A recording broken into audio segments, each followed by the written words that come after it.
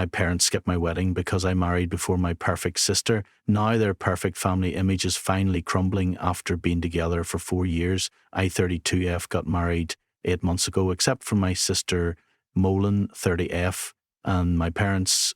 Everyone went to the wedding. My parents' decision to skip the event was startling, but I wasn't overly shocked by my sister's absence because we've never really gotten along. However, considering our past, I should have anticipated it.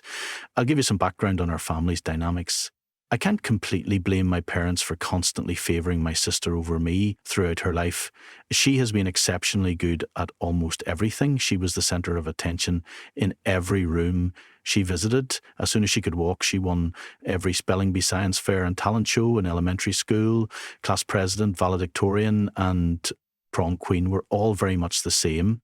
In high school, tall, slender and attractive enough. She pursued modelling while in college before concentrating on her business degree. She got her first modelling job during her sophomore year, and I can still remember it. To celebrate, my parents invited all of her family members and her friends to a lavish party. Her first professional headshot was framed and hung in our living room, where it remains to this day, directly above the fireplace. The same year I received my degree in computer science. They merely murmured, "Well done," and resumed organising Moline's next photo session. She immediately climbed the corporate ladder after graduating and landing a job at a prominent company. She already has a corner office and a corporate car at the age of 30, making her a senior executive.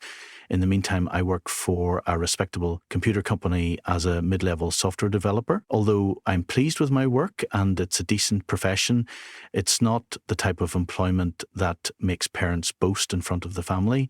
In addition, I'm bigger and shorter than my sister. My mother made crude remarks about my appearance, sang me up for workout classes I didn't want to attend, and put me on diets all the time when I was growing up. She would say, "Meline never struggles with her weight," or "You could look as nice as your sister if you just put in a little more effort." Even though I had learned to ignore these remarks by high school, they had an impact. Over the years, I've accepted these distinctions. I ultimately came to terms with the fact that my parents never took as much delight in my accomplishments as they did in Meline. What was my option? I tried to get their approval for years by attending classes they recommended, joining clubs they encouraged, and even attempted modelling for a short time, a failure my sister never lets me forget. However, nothing was ever sufficient. I was merely the second daughter, and they were completely enamoured with my sister's achievements. I gave up attempting to impress them sometime in my mid-20s. I concentrated on creating my own life, growing professionally on my own terms, and forming bonds with individuals that respected me for who I am. To be honest, following that, things have improved. Knowing that my parents were constantly concerned about maintaining appearances, I kept my interactions with them superficial in order to prevent conflict during our mandatory Christmas meals and SP family get-togethers. I would nod and grin while they raved about Meline, most recent job lover or vacation spots. Since they had Meline to swoon over, they didn't seem to notice my emotional distance. Then at a computer conference, I ran upon my spouse through a mutual friend. He noticed me, actually saw me, unlike my family. He liked my dry sense of humour, my ability to code, and yes, even my body type right from the beginning. He never once said I should change or make comparisons to other people he upped to me. After 4 years of dating, when we were alone at home, enjoying takeaway and our favourite TV in the background, it was flawless. Naturally, I told my folks that I was engaged last year. My first clue should have been their response. There was no congratulation, only stillness. My mother then questioned whether I was certain I wanted to jump right in, and recommended that I might want to improve my physical condition before the wedding. My father didn't say much at all during the engagement party. My husband noted their odd reaction, which I was too anxious to fully comprehend at the time. They crouched over my mother's phone in a corner for the majority of the evening. My husband then informed me that he had heard them talking to Meline on the phone, who was clearly crying. They were talking about how this wasn't the plan and how they never expected Rebecca to get married first. According to what he vaguely heard, there were some minor setbacks during the wedding planning process. Despite not even being engaged at the time, my mother had already made many wedding Pinterest boards for Meline and was not interested in assisting me in selecting a dress or location.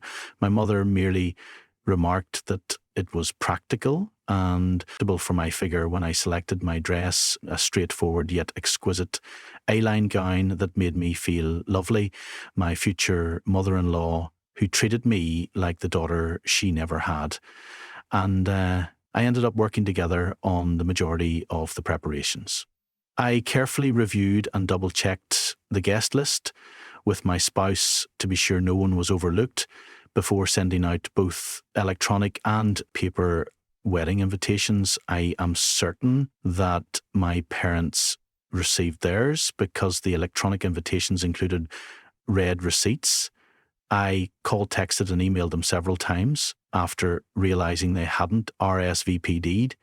My mails were either ignored or met with evasive responses stating that they were very busy and needed to check their schedules. I couldn't waste too much energy worrying about it because I was too busy getting ready for the wedding. My in-laws were incredibly helpful, offering assistance with everything from city maps to floral arrangements. Even at the lovely bridal shower hosted by my husband's sister, the painfully obvious absence of my own family was never brought up. Even though my parents weren't there, the wedding day itself was beautiful. We held a laid-back afternoon celebration after the morning wedding in a garden setting. Everyone was right when they said we looked so content and in love, but there were times when their absence felt like a physical anguish, such as when I saw the front row seats empty or at the father-daughter dance that I was not able to attend. I sought answers after the honeymoon and wedding. They said they were deeply hurt that they had never gotten a formal invitation. When I eventually reached them on the phone, my mother launched into a lengthy tiate about how careless I was, how she had always wanted to assist in organising her daughter's weddings, and how she couldn't comprehend why I would leave them out of such a significant occasion. I was perplexed by this,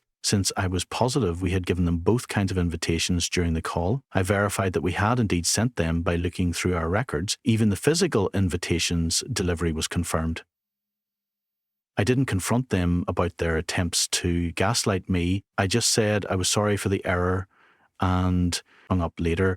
My husband brought up a number of incidents that demonstrated their true intentions, such as the way they appeared surprised rather than delighted when we told them we were engaged, or the way they continued coming up with reasons not to assist with the wedding planning because he didn't want to add to my anxiety during the wedding planning process. He hadn't brought up these findings earlier, but in retrospect, the pattern was clear. The idea that I, the less successful daughter, was getting married before their beloved Meline was too much for them to bear. Their demeanour simply served to validate what I had always suspected but had resisted, that I would never be able to compete with my sister in their eyes. The most depressing thing was learning that even my wedding day, which ought to have been a celebration of love and fresh starts, turned into yet another front in their never-ending war to preserve their ideal family image. With Meline at its core, Meline recently got engaged to someone she's been dating for a year. According to family members I spoke with in family group conversations that I don't participate in, my parents openly express their excitement about organising an elaborate wedding for her. They are already boasting about securing upscale locations and luxury gowns, and my mother is taking me to private fittings at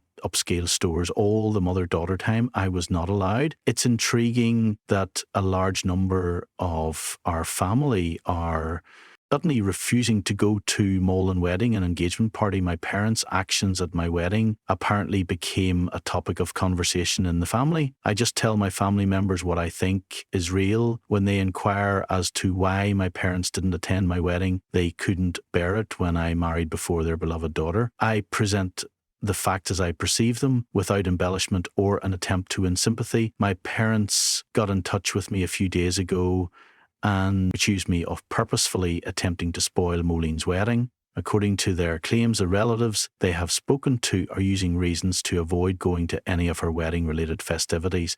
My cousin, to whom my sister vented, informed her that people are reluctant to come because they have heard about my parents' treatment of me.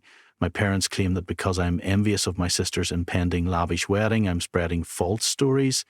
The problem is that I'm not telling folks the